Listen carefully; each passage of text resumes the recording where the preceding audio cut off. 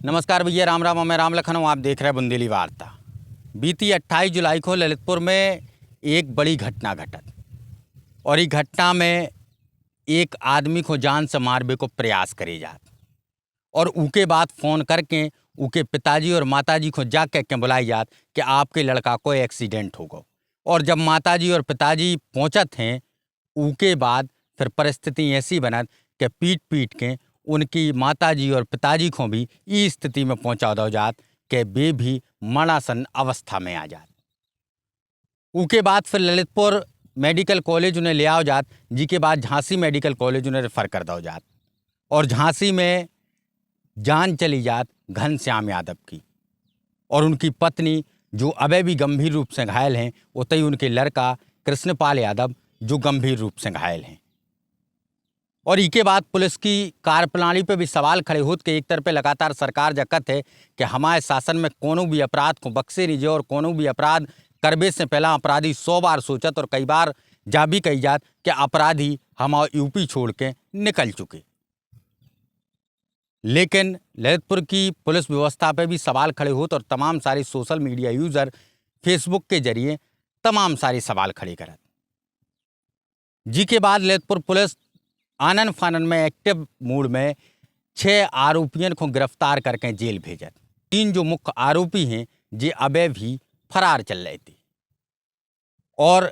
कल एक बड़ी सफलता पुलिस को जब मिली जब इन 3 आरोपियों को मुठभेड़ के बाद गिरफ्तार कर लोगो और इन तीनों आरोपियों के लगा से पुलिस को असला भी बरामद भये हैं। दरअसल आप लोग स्क्रीन पर देखो जी तीनों आरोपी जिनको नाम है इंद्रपाल उर्फ इंदल यादव जो सिद्दनपुरा कोतवाली ललितपुर को निवासी है, पुष्पेंद्र सेंगर उर्फ राज राजा जो रामनगर ललितपुर को निवासी है, उतई दीपक यादव जो बंदरगोड़ा थाना जाखलो ललितपुर को निवासी है। और इनके लगान से पुलिस को देसी तमंचा, 2 जिंदा कारतूस, 4 खोखा कारतूस बरामद भये हैं। दरअसल इस मामले को लेकर पुलिस तेजी से एक्टिव हती कि कोनो भी कंडीशन में इन आरोपियों को छोड़ने नहीं है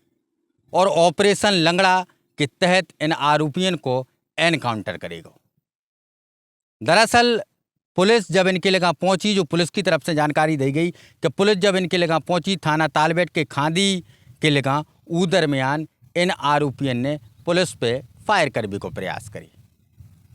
और जब बैक फायर इन लोगों में लगे उसके बाद पुलिस ने इन्हें गिरफ्तार कर लो।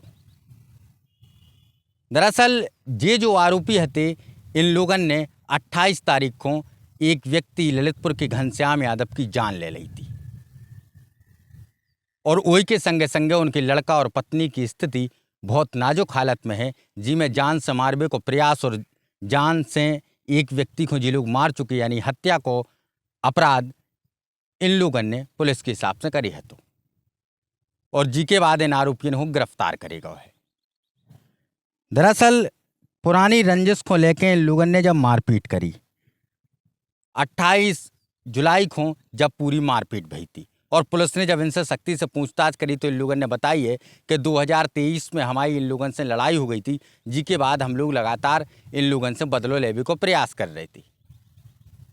और अब ITI कॉलेज के लगा बुला के एक व्यक्ति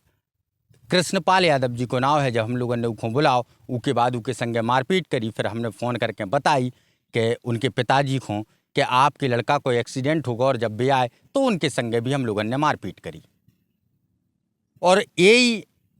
अपराध के लाने 6 आरोपियों को पहला भी पुलिस जेल भेज चुकी और 3 जी एनकाउंटर के बाद गिरफ्तार भये और 3 अंजन के पाँव में गोली लगी है और इन आरोपियों को गिरफ्तार करने में प्रभारी निरीक्षक ललितपुर शामिल रहे, उनकी टीम शामिल रही, प्रभारी निरीक्षक तालबेट शामिल रहे, उनकी पूरी टीम शामिल रही। इसके अलावा थाना प्रभारी पूरा कला शामिल रहे, उनकी पूरी टीम शामिल रही, संगे स्वाट टीम भी रही और उनकी भी पूरी टीम ही में शामिल रही। और ई हाफ एनकाउंटर के बाद इन आरोपियों पे कितनी लगाम लगत, जो आरोप लगातार ललितपुर में आमतौर पर होत रहत उस पर कितनी लगाम लगत, जो भी आगाही आवे वाला समय बताए। फिलहाल क्या कह रहा है पर पुलिस अधीक्षक, आप लोग खुद सुनो। आज दिनांक 4/8/2026 की अर्ली मॉर्निंग में थाना कोतवाली पर पूर्व में पंजीकृत मुकदमा अपराध संख्या 832/26 की वांछित एवं पुरस्कार घोषित अपराधी इंद्रपाल उर्फ इंदल यादव निवासी सिद्धनपुरा थाना कोतवाली, दीपक यादव निवासी बंदरगुड़ा थाना जाखलौन व पुष्पराज सेंगर उर्फ राज राजा निवासी रामनगर थाना कोतवाली को कोतवाली पुलिस तालबेहट पूरा कला व एसओजी टीम द्वारा संयुक्त रूप से पुलिस मुठभेड़ में तालबेहट क्षेत्र से गिरफ्तार किया गया है। तीनों के पैर में गोली लगी है। तीनों के कब्जे से 3 अवैध देसी तमंचा, 4 खोखा कारतूस, 2 जिंदा कारतूस बरामद हुए हैं। तीनों ही आदतन अपराधी हैं तथा आपराधिक इतिहास रहा है। तीनों के विरुद्ध आवश्यक विधिक कार्रवाई की जा रही है।